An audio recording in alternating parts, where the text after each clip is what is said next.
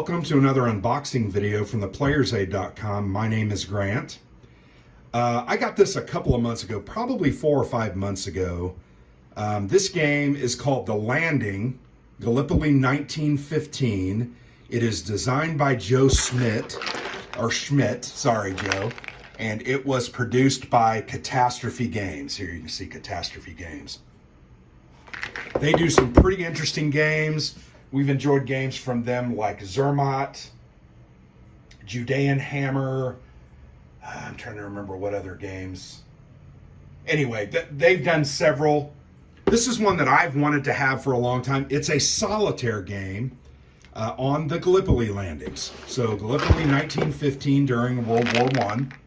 And here you can see Gallipoli 1915 is a solo card game with a quick setup and playtime. You're a Lance Corporal of the 11th Australia Battalion trying to push his men to meet the first day's objectives. So you can see there's a layout game setup that is shown there. It uses terrain cards, and you are going to use your ops cards to move your units and fight the Ottomans who are defending. And 15 to 20 minutes is what it takes. And once again, dedicated solitaire game. So this is not a game you're going to be able to play two-player, but it looks very unique. I think very interesting. And Joe is a very talented designer. Holy crap. I opened this and was going to try to play it, but I never got around to it because I had other things come up. But I wanted to do an unboxing because I do think these kind of games need to be shown to the world.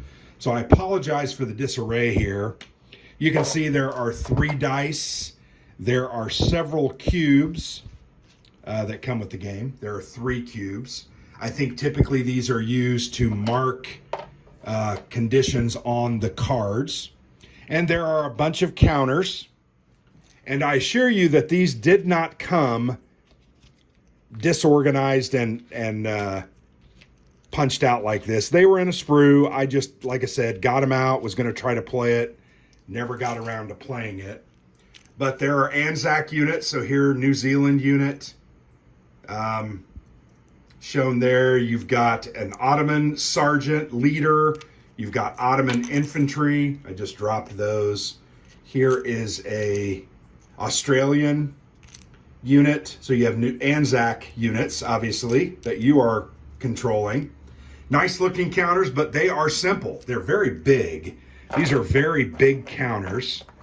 I think they're very well made also, which is kind of neat. Yeah, they look really good. I'm excited to actually try this game. Just haven't got around to it. So I'm going to pick these cards up, and now I'm dropping them all over the place. Here's your Lance Corporal for the Australian unit that you are leading. Let me grab these cards because I'm dumb. So there are a couple of different types of cards. There are op cards, and then you have these terrain cards. So I'm going to show you. Let's look at the terrain cards first. Those are op cards, and you have op cards for both the Ottoman bot, for lack of a better word, and the Australian units, Anzac units that you are controlling. So let's go ahead real quick, take a look at these terrain cards. So very cool looking.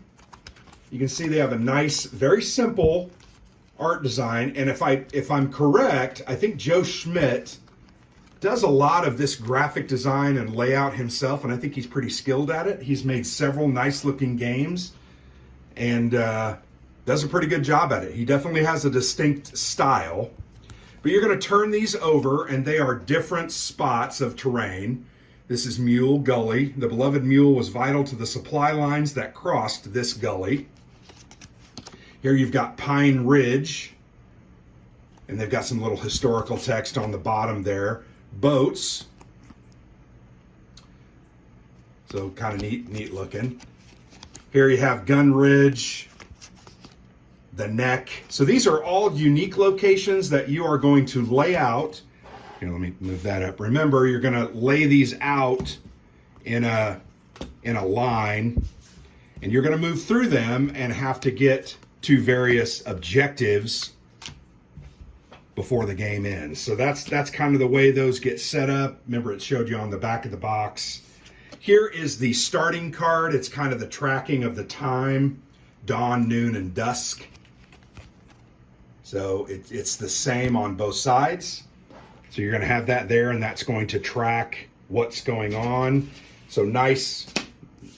Those are nice. Here are the, for lack of a better word, these are your battalion cards that you're going to use. So the Auckland Battalion, those are those New Zealand units that I showed you, and the Australian 11th Battalion, that's the leader. Spirit is a kind of a resource in the game that you can use to do different things. And then the Ottoman Sergeant as well has some spirit. So those are kind of those unit cards that are used during the game. And then here are these operations cards. And you can see they're labeled Anzac Operations, and then you have Ottoman Operations. So let's turn those over. This is a fear, no special effect, immediately move to the next phase. Once used, remove from the deck. This one is Anzac Spirit, add +1 to the die roll for either an advance or rally action. So there's just different events, rifle fire, roll 1 die and deal 1 hit against the Ottomans on a 5 to 6. So let's see what the Ottoman cards, let's look at a couple of their cards. Bayonets, Ottomans deal a hit for every result of 4, 5, and 6 in the close combat phase. Shell fire, roll a die. A result of 3+ deals 1 stress for each result of 6, 1 additional die. So it's like an exploding 6. Sniper fire, roll 1 die. A result of 4+ deals a wound. If the result is a miss, deal 1 stress. So that's the way the cards are going to be used, both by you and by the Ottomans, to, in essence, work against you and fight you.